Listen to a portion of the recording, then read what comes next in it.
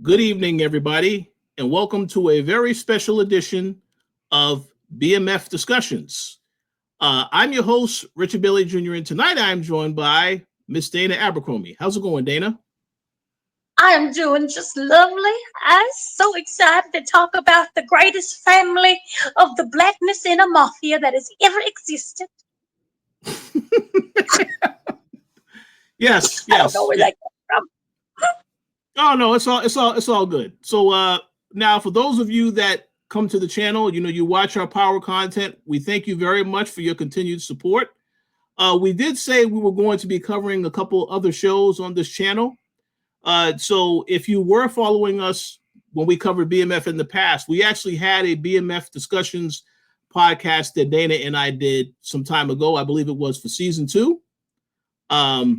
So we didn't really cover season 3 because we weren't really interested in what was happening on the show. There was a lot of things happening, but season 4 looks a little bit interesting. So we are going to be covering this particular show. I mean, for right now, we're going to be covering the season premiere, which we're going to talk about in this discussion tonight.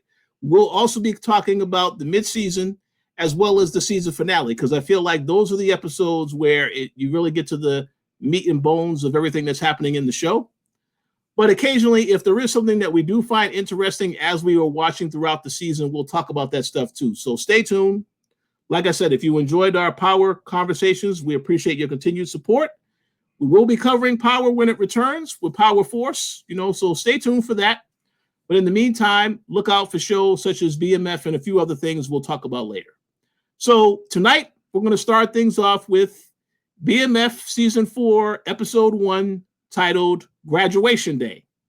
Now, we're going to be talking about the storyline involving Meech and Terry, the Flannery family, as well as the returning characters in the show.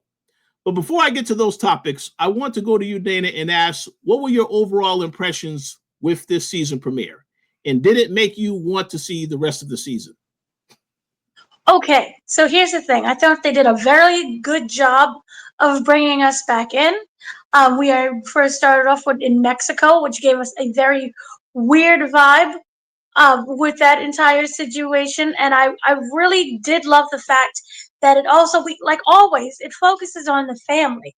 And I think that's one of the most essential parts of a show called Black Mafia Family, where we focus on family. And I think that had been, for me, it's always been the strongest point of the series. And what's interesting about this is that they showed how the family, despite its many different challenges, and despite the fact that there may be struggles within, how they do come together. Not necessarily at the end of the day, but when it all matters. Nicole has always been a focal point and a center for all of that. She's been through a lot in the previous seasons where she's literally had to watch her family fall apart. And to see them come together to essentially celebrate her graduation has so many deep meanings behind that. She is the one, if you look at it, if all things are true, who could be that first one to go to college. She is that one, the first one to go to graduate from school. And these little tiny accomplishments she was able to do with the family falling apart, finances falling apart, brothers, fighting with each other and fighting with the family and the parents, going through the whole cheatation with Charles. Remember Charles and the neighbor, the cup of sugar, and how that is basically kind of, tore everything to pieces. So to be able to do that and for her to still stay focused and to graduate is a very big thing. And the fact that, like the brothers, we know that there's tension within them. We've been told from the beginning they're going to split. They're going to split. Something's going to happen.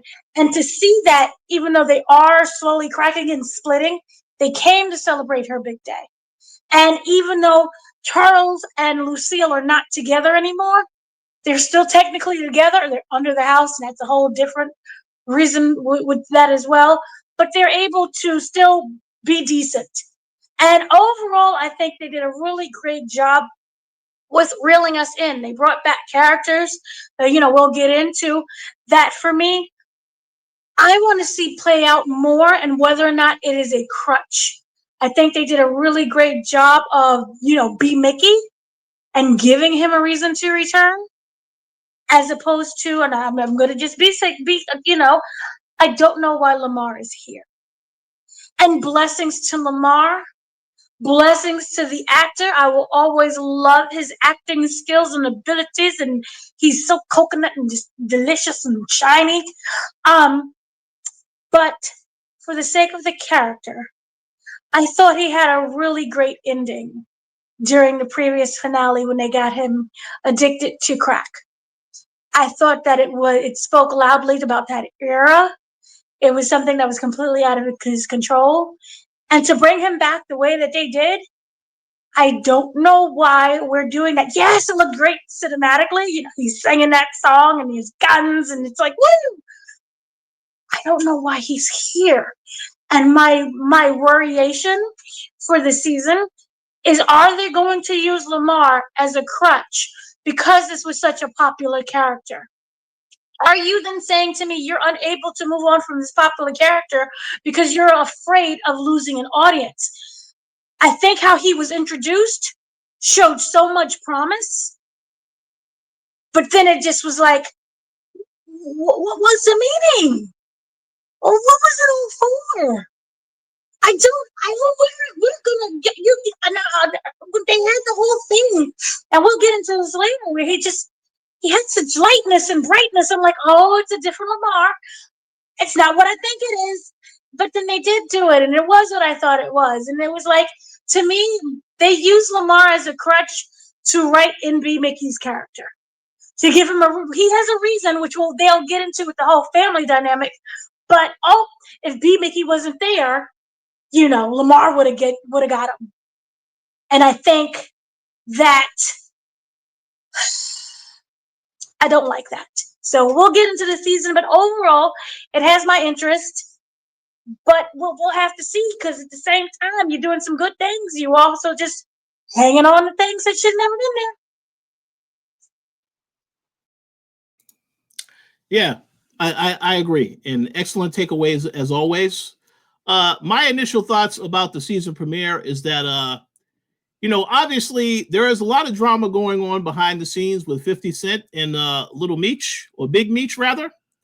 So I was surprised just to see, I know this show, we already knew the show was coming back, they said earlier in the year, but I was just surprised to see there's a lot of people that want to see what's happening in the show. Because to me, I don't necessarily think that the show is bad. I think that what it does is that it can get stale after a while, where some of the storylines seem a bit repetitive. And understand that, yes, this is about Meech and Terry and their life and all the stuff that they went through. But some of the stuff, it just seems very repetitive when certain things happen over and over again. Like, for example, Terry trying to prove that he can be a capable leader. I kind of feel like we've already seen that to an extent in the previous season, so I don't really care to see too much of that. But I do want to give them the benefit of the doubt to see where it's going this season. In terms of what you said earlier about the family dynamic, that I think is one of the best things about the show. I love everybody on the show. I always talk about Russell Hornsby being a phenomenal actor, and that entire family, that entire cast is great. You made the comment about Nicole, seeing her grow. I think the conversation that Charles had with his daughter when he said that she was the best representation of us all, that felt great to see that, because again, all the struggles that this family has gone through if you've watched this show. So it feels as though now they're in a much better place in terms of financially, they're able to take care of themselves. And as for the episode in the theme of graduation day, I like the fact that, again, it wasn't just about Nicole graduating. We had your favorite character, Lamar, also getting clean and getting out of this rehab program. You have Lucille becoming a pastor. So I think that everything was fitting in terms of the title of the episode. But again, my worry and concern moving forward with the season is that I don't want them to, like you said before, use the return of Lamar as a crutch. There has to be a legitimate reason why this character returns. And by the end of this season, there needs to be a definitive end in terms of how they deal with this character. Either he disappears for good, or you take him out and then that's it. Because again, it gets very boring after a while. they have to find ways to spice it up. And I feel like the last time we saw Lamar on this show and how he was coming after the family when he came to the house threatening Lucille, that to me was at the height of it right there. So him coming back now, it just feels like they're just retreading water over and over again. So I don't think I like that too much, but we will see what happens. But overall, I would think in terms of how the season started out for this first episode, I thought it did make me interested to see what would happen next. Also, mainly because they're going to actually get into the whole music aspect of what they did with BMF. So Def Records, so on and so forth. And as I said before, I live here in Atlanta, so I am going to be watching the show closely to see what they are doing in terms of how they represent the area and stuff like that. But overall, these are the reasons why I'm interested in covering it to some extent. But again, we will see where they go from here. And again, if you are watching this discussion, let us know your initial thoughts on what you thought about the first episode. Did it make you want to continue watching the season, or did you see this and say, nah, I'm good, I'm going to watch something else? But we'll see. We'll see. So let's get into our discussion here. I'm going to break this up, like I said, into 3 different parts. First, we'll talk about, since we already mentioned Lamar and B-Mickey, let's address that first. Okay, obviously, this episode, as I've already mentioned, Lamar has been in rehab. Dana mentioned the way they introduced the character singing. We know that he liked to sing very psychotically when he's been on this show in the past. So we got a little bit of that, They give the impression that, okay, yes, he is now a reformed person. He beat his demons. And then all of a sudden, like I said, as he is about to leave the rehab facility, somebody pays him a visit. Don't know who that person is. I'm sure we will find out who that was that paid him a visit. But yes, the next time we see him is when he is pretty much out there attacking, Terry and Meech. Now, prior to that, at Nicole's graduation party, this is when Meech returns. We'll get into what happened with him and Terry in this episode. But at this moment in time in the actual show, this is where B-Mickey returns. See, he has a nice little family now, trying to come give Nicole a gift, which Meech takes. And obviously, we know about the history between Meech and B-Mickey. He did not like to see him. He was very annoyed about that. And obviously, what he does do later in this episode is that he is the one that saves Meech and Terry when they are attacked by Lamar. Obviously, Lamar took 2 shots and he escaped because, that we saw the blood on the ground. Hey, he is a supervillain, right? They said this guy, he called himself the Joker and that he pretty much Meech is Batman, right? So this is why you see this. He has these supernatural abilities, I guess you could say. But pretty much, B-Mickey, B-Mickey does save the day, and he's trying to obviously repair things between him and Meech, get back in with BMF. We'll see where that goes. And then the last thing I will also mention is that we did see the return of Detective Bryant, who is now in a help group trying to get over what happened to his son, Kevin. And by the way, that was a very traumatic thing that happened to that character last season. Dana, you actually interviewed the kid who played Kevin. That was a very traumatic thing. So, but obviously the theme of this season, as we spoke about in our reaction, is all of their enemies are coming for them. So obviously the Detective Bryant will be coming after them. You have Lamar also coming after them. And of course, we know that now there's a little bit of an issue in terms of some people that were working with Meech and Terry, which we'll get into later. So there is some intrigue there, but pretty much that's what happened in this episode regarding those characters. So now I'm going to go back to you, Dana, and ask, so what did you think about how the story played out for those characters? And are you looking forward to seeing where things go from here, the rest of the season? Here is the issue that I have with the concept of the Batman Joker reference. See, the thing is, Batman and Joker, the biggest argument that you could say is they needed each other. There is no Batman without Joker and vice versa. I've never got that when it came to Lamar and the Flannerys, the brothers. I think that what created the brothers is poverty. They turned and became who they became because of poverty, their environment, their living situations. And I think that ends up playing a larger role in what happens with the season.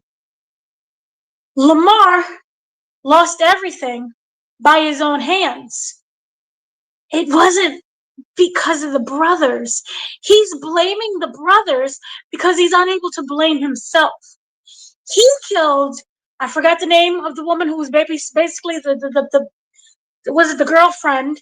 He killed her. Remember, he choked her out while he Yeah. was high. He did all of the killations. And yes, he blamed them, the BMF, but they really didn't have anything to do with them. Lamar, from day one, has kind of always been the aggressor. And it's to the point where I forgot what the original sin was that created this whole feud. But to compare to Batman and Joker, I think that the brothers are thinking so differently and advanced. Lamar's incapable of letting go. He's lost everything, so he's still blaming them. The person who I think should blame BMF the most is actually the cop, whose name escapes me at the moment. But he's the Bryant. one, yes, Detective Bryant. He Yeah. is the one. But then you can still make the argument that was technically his fault as well, because of how that went down with the gun. So I think that this is a show, or these are characters of people who are incapable of taking responsibility for their own actions, and therefore they are blaming others. Which you can make the arguments is kind of like the basics for all shows, because if they were actually reflective, then there really wouldn't be a show. There wouldn't be rivalry. But I think the term Batman and Joker does not have its place here. So that's my whole thing with that situation. And again, I really think we could have had a great redemption story when it came to Lamar. What happened to what was happened to, was it his friend, his cousin? It was the cousin who was forced to give him the drugs. Yeah, and that is who I thought is that spoke to him, because they had that scene where somebody visited him. And obviously, I don't know what happens next. I didn't see any episodes, so I'm assuming though, hopefully they brought that character back, because that would make sense. But I guess we'll find out. Yeah. So that's my thought on that. And then when it comes to the husband and wife, the couple thing, they're not a couple anymore. They're forced to live together because they can't. Again, poverty. We cannot move. Remember how it's always the term, it's cheaper to keep her? He can't move out. So they're kind of navigating a situation of boundaries. But I thought it was very interesting how they introduced Charles. Remember, there was it started with the delivery. Remember, it was the delivery at the door and how she had to pay for the delivery. Oh my gosh, it started to remind me of the very old days. Remember during the old days, I believe it was called COD, where it was like cash on demand or something, so you could have the package delivered, but you would have to pay for the delivery right then and there. And I think that's what happened, because they don't do that anymore. I mean, would have Amazon, they charge the delivery, you don't get, it's like free delivery. So like that threw me back. I was like, oh my god, it's like something of the 1800s, paying for delivery like that. But remember, she didn't have the money, and Charles came in there, the big man of the house. And I was kind of wondering, is he someone who still needs to be needed? Or is he someone who's like showing around, like, oh look, I have the money, let me go and do that. So I felt that scene was way more important, and it shows kind of relationship of how they view each other and how they view themselves now. Because remember, he was a hot mess in the previous season. Everybody was broke. He was busy painting the neighbor's house, but not painting his own house. Everything was falling apart. So we see some difference and some changes in the dynamic there. So I just am interested in how they play that off. And then remember, he was going on tour. I think it was a whole tour situation. And everyone, he was happy about that. So we see that his music is taking off. And Lucille, she's now the pastor. So they're able to kind of work together, but also follow their own passions. And her passion has always been from day one the church. And his was always the music, which explains why the two brothers, the Meech and Terry, why their love is music. And we're also seeing that Nicole is getting a bigger kind of role instead of just being the sad girl on the staircase. Can't we be a family again? She's like having stuff to do, which is really good. I look forward to that. And things happen. Well, yeah, I look forward to this as well. I'm looking forward to seeing what happens. But no, I agree on everything that you said. I will say first and foremost about B-Mickey and Lamar. Like I already mentioned, there has to be a reason why they bring Lamar back, and I don't really know where they're going with that. Like I said, he got shot twice in this episode, and obviously, you know, he survived. So I do want to see what happens though as the season goes on. But B-Mickey, I do understand, as you mentioned earlier, I do understand them wanting to bring him back because, again, I was surprised. Like when he got kicked out of BMF, I figured the actor was moving on to other projects. He's been in other projects, so to see him being brought back for this season, it makes me curious because, yeah, it feels like he would try to get back in good with Meech and Terry. And we know that obviously he did not get along well when Terry was seeing that he was doing stuff very shady. He didn't like that, and that's why it's going to be very interesting to see how that dynamic works now, because obviously Meech and Terry, which we're going to get into here in a little while, they have their own issues. So it makes me curious to see what happens next. Now, as for the family dynamic of the show, yeah, it was good to see Nicole graduating. Like I said, making that important step, the next important step in her life. We did see that Meech did get her a car. She was very happy about that. So I am very curious to see what happens with her moving forward. With Charles, he's not really, you know, when this episode starts, he's pretty much waiting for the band to go back on the road. And then obviously by the end of the episode, he does tell her, oh yeah, I got the call. I'm going to be heading back out next week. So definitely want to see where they're going with Charles. And then, of course, Lucille, also a very interesting storyline with her as well. We know all the stuff that Lucille has been through on this show. So for her to now step into the role of a pastor, it makes a lot of sense, you know, considering all the stuff that she's been through. And I'll be very curious to see what happens with her moving forward, you know. So, yeah, we need to see where they're going with all that. But moving on to, I don't know if you had anything else you wanted to say. Go ahead. Yeah, I wanted to add one more thing with B-Mickey. It's really interesting that he came back with a family. And the last time he had a family, remember Kato? Remember Kato was pregnant. Remember he killed Kato? And then now it's like, it's not like, hey, this is a perfect family. This is a family that has their own tragic story because of the whole situationship with the daughter. The daughter, you know, is sick. So he's coming back for a reason, and the purpose is to make money. And, you know, I think there's an interesting concept when it comes with the B-Mickey character is in terms of, did everything that I do in the past, am I now paying for it with my daughter? And I'm wondering to see if he's going to try to right those wrongs. And the first way to do that is by, you know, making amends with the brothers. And whether or not that can actually happen. But of course, you should always, you know, that is his motive. But could there be an underlying motive behind that? I don't know. And so I think that'll be a really interesting way how they'll tell that as well. Because remember, the group as a whole, the family, the Mafia family has moved on. Do they even need him? I think that if he does return, it's not going to be at the same capacity of which he once was. I mean, would you allow someone who you feel and has actually turned against you, even if he was forced to? He still did it anyway. So I'm not sure he's going to come back in that same position where it's like, I greet you with open arms, my brother. It's like, okay, we can maybe do business together, but I'm going to keep my eyes on you. So that's an interesting dynamic there.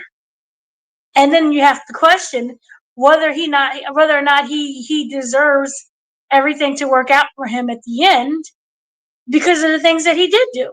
So it's very complicated with that character. Oh no, you're 100% right. And like you said, he could have an ulterior motive. I think that's part of the mystery of why people will be asking, well, why is this character back on the show? Like you said before, all the stuff he went through with Kato, very tragic, having to take her out, did it for BMF. So, and that was also why he had some, some anger towards Meech and Terry. He felt that he wasn't getting enough attention, enough opportunities.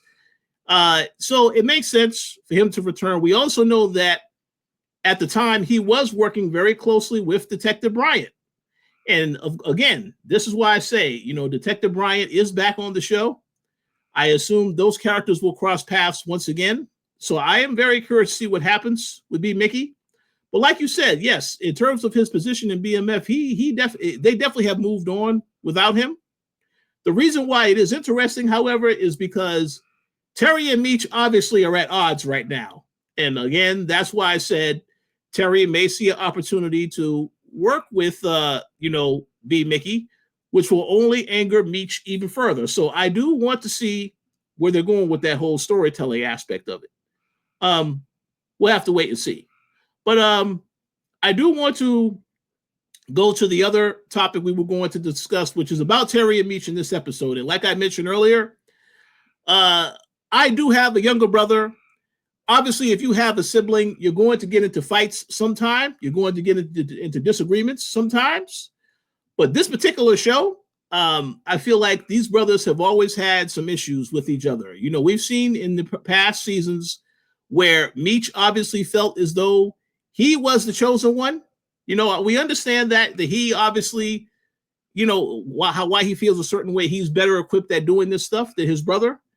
And this show continues to remind you that Terry is still trying to get his footing as a leader. So obviously, when this episode started, you see that Terry is gambling because he needs to make some money because he's been having issues getting money from, I believe the guy's name is Jay Will. This is the other guy who he's been working with that only works with Meech. By the way, isn't that the same actor that was in The Wire? That's him. That's Bodie from The Wire, right? That is Bodie from The Wire. And remember, Bodie from The Wire was the one that the cops, it was that death that always stuck with me. The cops, basically the neighborhood thought that he was a snitch because he was talking to the police, but he really wasn't really talking to the police, but he was kind of talking to the police, but he wasn't talking to the police. And so they blew his brains out. I remember him walking and they thought, boop, and that was it. I watched it when I was a kid, so it was like it imprinted into my brain. Gosh, we should rewatch that show again. But yeah, sorry, long-winded answer to yes, that is Bodie from The Wire. Yeah, and hey, you never know. We might be talking about The Wire in the future. You guys never know. If you would like to see us talk about that show to some capacity, let us know in the comment section. I think it's a great show to always revisit, especially when a lot of it came out when majority of people were teenagers or even younger than teenagers. I agree 100%. But yeah, so Jay Will likes to work with Meech. And obviously this entire episode, Terry is trying to get some money. At the same time, he has some issues with Markeisha. Markeisha wants to do her own thing. You understand that? And by the way, let me ask this question very quickly before I stay on topic. Did you like to see Lala return? I know you are a huge fan of her work on Power and all these other shows. So I want to ask Dana, did you like to see her return in this role? I will say this, I feel that some glasses were classed and some skills were had because I think for me, she's vastly improved from the previous seasons. And what ends up happening with her character, the evolution of the character, I kind of was like, maybe that's a spinoff. It could have the potential to be. I'm not saying whether or not it's a good spinoff, but it could have the potential to be. Because from my understanding, I think there was either like a documentary or docu-series or even a BET Plus movie where it was like the ladies of BMF. So I could see that character spun off within that because they let her, instead of like, I'm the girlfriend and oh no, here comes Boom. I think that they're giving her more of a fully developed person who wants to have her own and her own independence and not necessarily be up under a man. And I would really love that kind of concept from the BMF series. We see them so much when it came to no, not Power, but the oh my the one with Monet and the one with Raquel, Raising Kanan Yeah, and Ghost. Ghost, book Hmm. two. So yeah, Interesting. we can Yeah. get an all ladies show. Oh yeah. Well, we'll definitely see where they go with that because yeah, like you said, they are trying to evolve the character. She wants to do her own thing, so looking forward to seeing what happens with that. But yeah, to stay on with Meech and Terry, to go back to them for a quick second. Obviously, like I mentioned before, the entire episode, the mystery is what happened in Mexico. Meech is nowhere to be found, and of course, this takes place when the episode starts. They're in Mexico. You see that there's an incident that happens where they're running away from some guys they're trying to get away from, and then you see Meech getting bit by a snake, and he goes out for a while because the venom is working its way in his system. But then when the episode starts, this is 6 months later in Detroit. You see that Terry is back there trying to hold things down, struggling. So obviously, one of the other mysteries of the season is going to be what actually happened in Mexico. I assume they will go back and show that because apparently both of the brothers did not want to have anything to do with each other. They only came together because they have a business and they want to make sure that they get their cut. So I am curious to see where that goes. But like I said, Terry, Meech is not there for most of the episode. Then he shows up at Nicole's party. After that, Terry goes back to talk to Jay Will because they're there. And then he finds out that Meech already was the one that got the money from him. He gets into a nice little fist fight with his brother. That gave me flashbacks of Ronnie and Unique's fight on Power. Obviously, that fight with Ronnie and Unique, that was a lot more brutal. It has a lot more consequences. The fake out of the death of Unique, stuff like that. So clearly, not on the same level, but But the thing about it is, though, I do think that fight is going to be seen as an opportunity. Jay Will and some of the others will see, hey, wait a minute, they having issues among each other.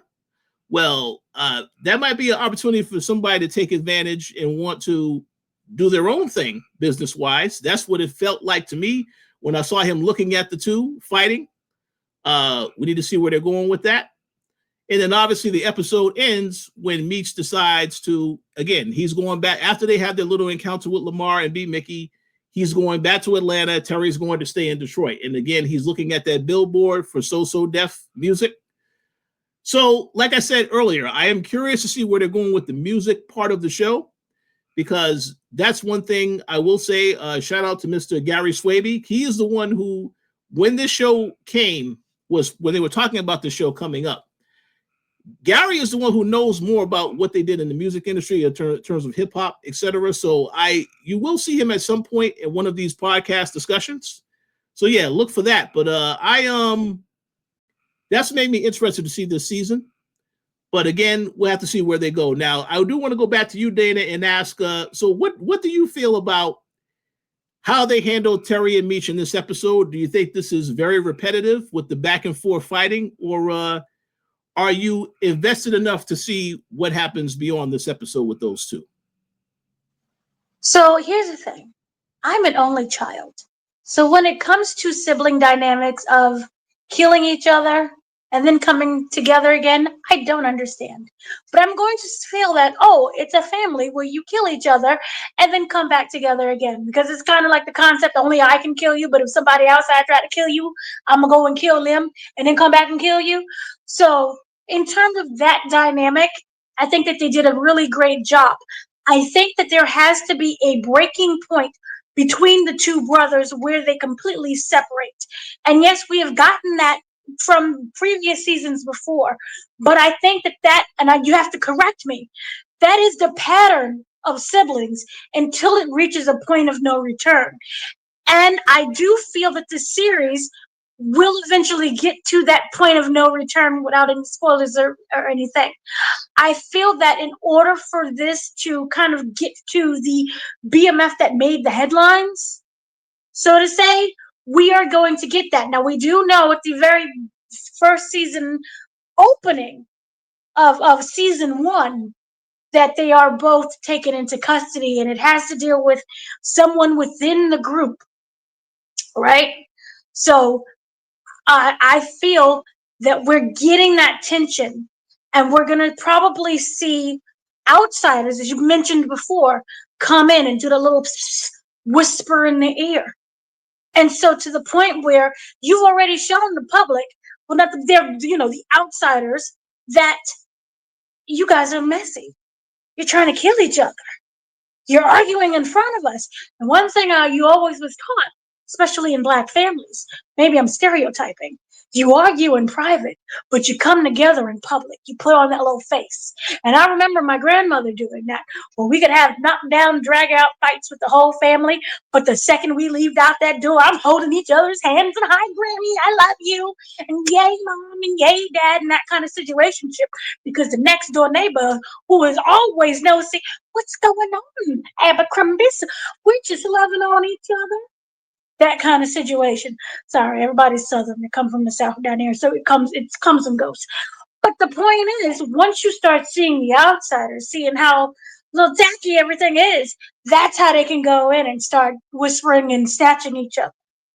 So I think that what we're starting to see now is the beginnifications of what we've seen in season 1, the opening of, it was an enemy within. We couldn't trust this person. So I'm looking forward to how they further develop that concept. I just hope that we actually get it in a decent time, because we don't know whether or not there's going to be a season 5. Because again, outside conflict. Well, yeah, I believe you. Well, this is all a marketing ploy, right? 50 Cent will probably make up with Meech by the end of the season, and say, "Oh yeah, we got renewed for another season," right? I genuinely, here's the thing, I'm still on the fence, and I'm not saying anything to say anything, but I found it very interesting. And again, I don't know anything. I have known nothing of nothing. But they did do a press junket. But guess who wasn't there for the press? Now, again, he could have did the press junket, and I was like, hey, we don't want to talk to you because they know you dumb or anything like that. But when I did the press junket, because we do have interviews, there was a Meech that was not there. So I found that to be very interesting. I don't know, it was like, hey, scheduling conflict, or we don't want these questions to be asked, or simple, I don't want to do it. I don't know, but I will say this. I believe I have spoken to both of them at the same time, or at least spoken to them before in previous seasons. I'm like 90% sure that I have. So it should be interesting. I don't know what's going on, but then again, that plays in so well when it comes to marketing. Oh, there's this big argument and rift between 50 Cent and the Flannerys, and what's really going on? He's not on the press junket. Oh, it must be real. Oh, they're getting canceled. And then by, I don't know, the summer, we're renewed. So it just could be like a thing. A big roller coaster of a ride. Yeah, exactly. That's what it sounds like. We have to see where they go with that. But overall, there wasn't. I mean, the last thing I will get into is, how did you feel about how the episode ended? Obviously we saw Meech, when the episode started, he gets bit by a snake, and then all of a sudden they go back to Mexico and they show you how he got cured. And I know his brother had conflict with that, because he said, no, we're Christian. We believe in God. So how did you feel about that? Now, I will say, when I saw that scene, I was like, yeah, okay, now that's a little corny, but I want to see where they're going with that explanation. I think that is a really interesting approach to take, because it's all about a religion versus spirituality. You can make the argument. It wasn't like, hey, we're bowing down to voodoo, which again has its own negative connotations. Like, oh my God, it's negative. But technically, if you go into voodoo, and hoodoo is a form of protection, because basically the slave masters were mastering and you got to protect yourself. But that's a whole nother story for a whole nother thing. But yeah, but the point that I'm simply saying is this. It is to show the divide of both of the brothers and their different ways of thinking. Because look, I'm a Christian, I don't believe in any of this. What are you doing? This is completely wrong. But at the same time, you can make the argument that that is used to save his brother's life. And therefore, he's like, I don't want to die. Do whatever it is that you have to do. And because of that, he sees a vision. Now, that makes the argument of whether or not he saw the vision because there was actual things going on, or because he saw this vision because it is something that puts himself in a higher position. So it's like a positive affirmation thing. I'm the best, I'm the best, I'm the best. I just saw a vision of me being the best. You put it out there. Now, whether or not that's true, we don't know. And we do know that the brother does not believe in that. But it was really interesting. If that is the only way to save his brother's life, he still did it, though. He still allowed for it to happen. It wasn't like he stopped in the middle of the ceremony and started, waving the guns. You will not do this. He didn't do that at all. So there is some weird care in there. It's just more of a struggle of who would be the best. And I think that ego gets into play there. And in fact, if they realize that they can work together by even being separate, it will work out better that way. But again, we have to lead to them being separated, which we have seen before. But again, I think that it's not one thing that ends up breaking up a family or even these brothers. I think it's all the different little things, and you have to sprinkle them all throughout. And by that happening, I felt that was one of the issues where the paths are just starting to take separate ways in terms of both on the intellectual, how we deal with business, and even how we view a spiritual moment. Now, again, that all depends on whether or not you believe in voodoo or hoodoo or whatever it is. At the same time, we saw concepts where like, just suck the poison out. But again, I don't know anything. I'm not a scientist. But I was like, why just suck the poison out right away and you'll be fine. But again, I'm just going off of other movies because I'm not a scientist. So it was interesting. Absolutely. Very good explanation. Well, that's all I had to say about the season premiere of BMF season 4. Were there any other thoughts you wanted to bring up or any other questions you had for me before we wrap up? But I am muted. Overall, I thought it was interesting. We will have to see how it all plays out. Of course, some of us know how it all plays out. So I think that it was an interesting season that is going to have some highs and low points, but more highs than lows than they had from before. So I look forward to what is to come when it came to the premiere episode. So those are my thoughts on the premiere. Gotcha. And overall, I will also say I thought it was a pretty decent premiere. Made me interested to see where they go with the storytelling, with the reintroduction of B-Mickie. Lamar, I don't know yet. I have to see where they're going with that. But clearly, they say they have a lot planned for this season. So I look forward to seeing where they go. And again, we will be back here to talk about the mid-season finale. We may also talk about a few things that happen in between those episodes. So definitely make sure you stay tuned, stay subscribed to the channel, like, comment, let us know your thoughts on the show. And that's pretty much it. So we'll talk to you all later. We hope you all have a great evening, morning, afternoon, whenever you watch this. And we'll talk to you all again very soon.